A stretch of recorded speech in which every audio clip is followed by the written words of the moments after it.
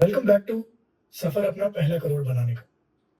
इस वीडियो में आज हम समझेंगे कि इंडिया में कौन-कौन से इन्वेस्टिंग ऑप्शंस हैं, उनमें रिस्क क्या है, उनको किस तरह से हम यूज़ कर सकते हैं और फिर नेक्स्ट वीडियोज़ में हम हर एक ऑप्शन को बहुत ही डिटेल में समझेंगे। और याद रखिए, अगर कोई कहता है कि 1 महीने में ही आपका पैसा डबल हो सकता है, तो जो पुरानी कहावत है कि जल्दी का काम शैतान का, आपका पूरा पैसा डूब सकता है। इन्वेस्टिंग एक बहुत ही डीप कांसेप्ट है।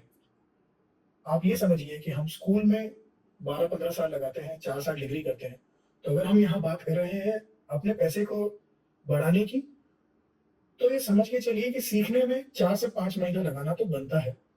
क्योंकि इन्वेस्टिंग सीख कर, सही इन्वेस्टिंग सीख कर, आप अपने पोर्टफोलियो पे एनीवेयर बिटवीन 15 से 20% साल का रिटर्न तो ला ही सकते हो। मतलब अगर आपने 10 लाख रुपए लगाए हैं, तो आपको घर बैठे साल का 2 लाख रुपए मतलब महीने का 15 से 20 हज़ार आ ही सकता है। इससे ज़्यादा भी आ सकता है, बट सही टर्म्स में यही है।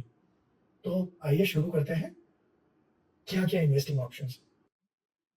इन्वेस्टिंग के ऑप्शन समझने से पहले हमें ये समझना ज़रूरी है कि किस तरह के ये 2 ऑप्शंस होते हैं। तो बेसिकली 2 ही तरह के ऑप्शन होते हैं।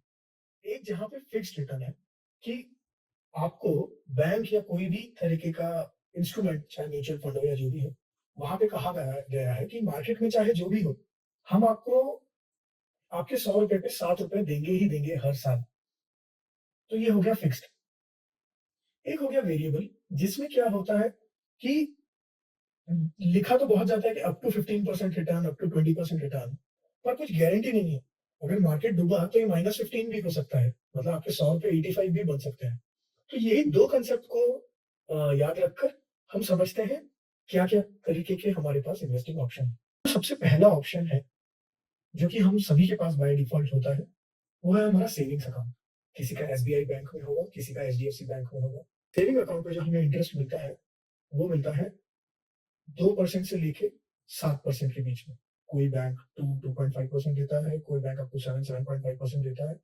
पर यहाँ ये समझना ज़रूरी है कि अगर कोई कह रहा है कि वहाँ 7% इंटरेस्ट है, तो ऐसा नहीं है कि आपने ₹10,000 रखे हैं और उसमें आपको 7% इंटरेस्ट मिल जाएगा।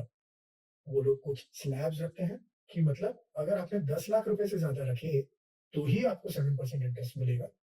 उससे कम में आपको हो सकता है 3% ही मिले। हम इस पर एक डिटेल्ड वीडियो बनाएँगे। बट आज हम क्योंकि सारे इन्वेस्टमेंट बस देखना और समझना चाह रहे हैं क्या-क्या है, तो चलते हैं नेक्स्ट। सेकंड हमारे पास जो ऑप्शन आता है वो है फिक्स्ड डिपॉज़िट।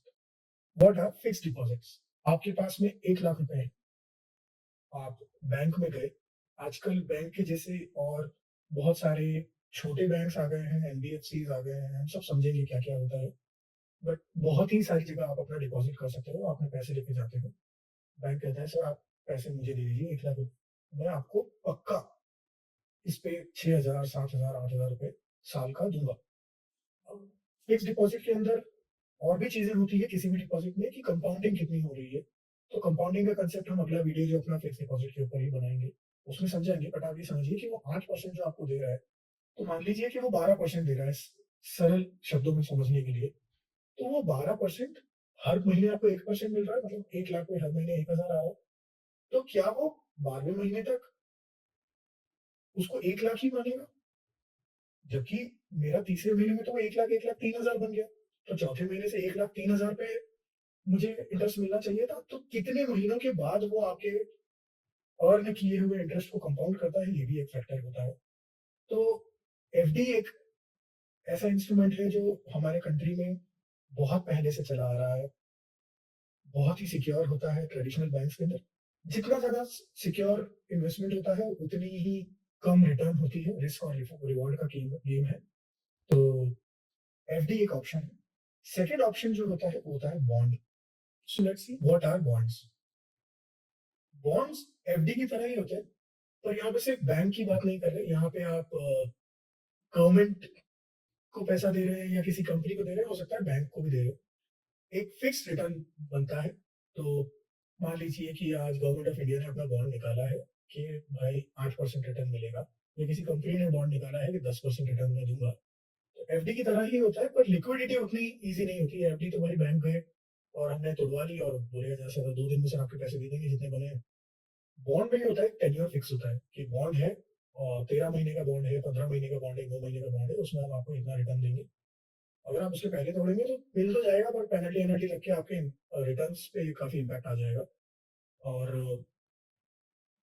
बॉन्ड एफडी जितना, जैसे एफडी भी आप सोच समझ के एक सही बैंक में ही करेंगे, बॉन्ड भी आपको सोच समझ के सही कंपनी का ही खरीदना है। क्योंकि जैसे एफडी अगर बैंक ही बंद हो गई, जो कि इंडिया में पिछले कुछ सालों में कुछ बैंक्स हुई है, तो आप क्या ही कहा किससे ही माँगने जाएँगे। तो ये था अपना इन्वेस्टमेंट का सिंपल मेन्यू कार्ड। हो सकता है थोड़ा बोरिंग रहा हो, पर इन्वेस्टमेंट का सीरियस टॉपिक है, सब कुछ धीरे-धीरे समझना ज़रूरी है। हम अब अगले वीडियोज़ के अंदर हर एक ऑप्शन को डिटेल में समझेंगे, क्या-क्या तरीकों से उन ऑप्शंस में ट्रेड किया जा सकता है, और आने वाले 5-6 महीने हम इन्वेस्ट करेंगे कि क्या है सही तरीका अपने पैसे को बढ़ाने का। अपना पहला करोड़ बनाना है, तो इस चैनल को लाइक एंड सब्सक्राइब करिए, और मिलते हैं आपसे नेक्स्ट वीडियो में।